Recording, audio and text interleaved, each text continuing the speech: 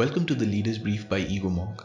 Today we will be examining how China's role in the Pacific Ocean and Ladakh is paving way for stronger Indo-Australian ties, decoding the economic crisis in Yemen, and discussing Dubai's road to recovery after the 3.5% COVID-induced decline to its economy. Principally, there are three issues that we're seeking to take out. That is a further elevation of the relationship. Secondly, committing to greater cooperation in the post-COVID world, particularly in that Indo-Pacific that we share, and above all, realising the great ambition, if you like, of the Australia-India relationship, which is delivering security and stability to the Indo-Pacific. Barry O'Farrell, High Commissioner Designate of Australia to India, had opined in an interview with ORF President Samir Saran before Australian Prime Minister Scott Morrison met his Indian counterpart Narendra Modi at a virtual summit on June 4th. Apart from signing the Australia-India Mutual Logistics Support Arrangement and the Defence, Science and Technology Implementing Arrangement, the summit saw several positive developments for bilateral trade as part of an Australia-India Comprehensive Strategic Partnership. India and Australia have been discussing to develop a comprehensive economic cooperation agreement since 2011, but it has stalled on several occasions since then. Political analysts believe that the recent bilateral summit between the two countries is being influenced by China's actions on the Indo-China border and the Pacific Ocean. The highlight of the June 4th summit was the Mutual Logistics Support Agreement, which allows both countries to use each other's military bases.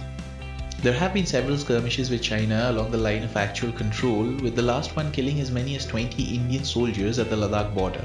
In retaliation, India has started working towards decreasing trade dependency on China, looking to boost local manufacturing and attracting investments from other countries. For Australia, the Chinese show of force on the Pacific Ocean and its reputation to economically coerce poorer countries by helping them develop through its Belt and Road Initiative has been a matter of constant concern. Apart from having a strategic military partnership, both India and Australia hope to boost trade on the innovation and technology front, in which China presently enjoys global dominance. The partnership could cater towards an Indian economic strategy to 2035, a report developed by the Australian government. Canberra hopes to export more goods and services, including in education, agriculture, energy, resources, tourism, healthcare, financial services, infrastructure, science and innovation, and sport to India. A critical obstacle between Indo-Australia ties is Canberra's dependency on Beijing for its exports. Australia exported about a third of its goods directly to China at the tune of $87 billion in 2018. Furthermore, Australia also imports the largest amount of goods from China. However, with trade practices set to evolve drastically in a post-COVID world, investors can look forward to increasing trade and cooperation between India and Australia. Rare earth minerals, which are an important component of technology development and entirely dominated by China, can be one front that the two countries would partner to explore. While the COVID situation has caused severe damage to all countries across the world, one of the worst affected remains Yemen, which has seen several phases of famine since 2016.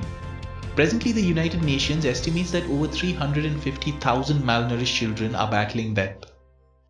People across Yemen have been speaking out forcefully to demand peace.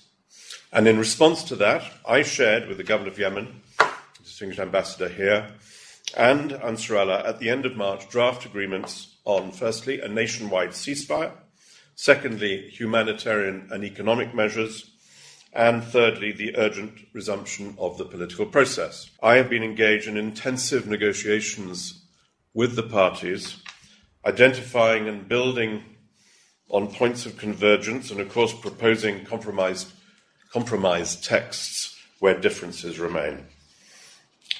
I'm pleased to report that we have seen significant progress on these negotiations, in particular with respect to the nationwide ceasefire.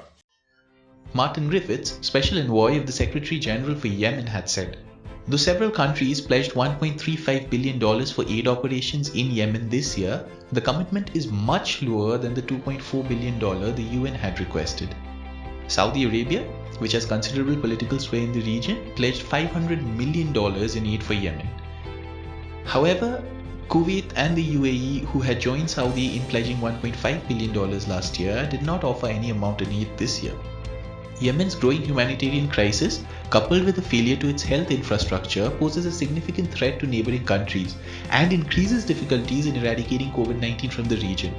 Apart from several deaths, the situation will also hamper economic recovery post-COVID for all West Asian countries. The UAE, which supports Saudi in supplying troops to Yemen to fight the Houthi rebels, has seen the economy of its most important emirate, Dubai, drop by 3.5%. Recently, Dubai has decided to gradually open its border to tourists, with Emirates deciding to start operating special passenger flights. First of all, I have to say to those affected, the friends and family stranded in many parts of the world, our thoughts and prayers are to all of them. And I have to thank our frontline workers who are doing an amazing job to keep us all safe in the city. When it comes to tourism, I kind of look at it as three phases, very similar to how we are today. Phase one, currently I think tourism is definitely on pause, and I see that continuing for at least a couple of months. After that, in the new sort of COVID era of reopening, I see sort of a staggered approach and somewhat tentative approach across the world as different countries get things under control and people start to travel. Now, I don't really see this as open tourism. It's more sort of necessity to travel, maybe going to see their family and friends. Mm-hmm. And then sort of we'll go back to a sort of post-COVID normalcy where we kind of have a full reopening and more of a confidence. Dubai's Department of Tourism and Commerce Director General Hilal Al-Mari had told Bloomberg, Dubai had seen a footfall of 16.7 million tourists in 2019, contributing $27 billion, or approximately 11.5% of its GDP. Although it plans to start its recovery through tourism, COVID is forcing the tourism and hospitality industry to reorganize itself. However, Dubai is hopeful to see a rapid increase in its economy after tourists start coming in. Thank you for listening. Tune into Igomong to stay updated on the latest happenings and their impact on global trade, technology and innovation. Igomong helps you make sense of change. We are a global intelligence platform delivering asymmetric outcomes by bringing organizations closer to the communities they want to serve and the leaders they wish to influence. Visit our website insights.egomong.com, that is insights.egomong.com, to subscribe and make better and faster decisions today.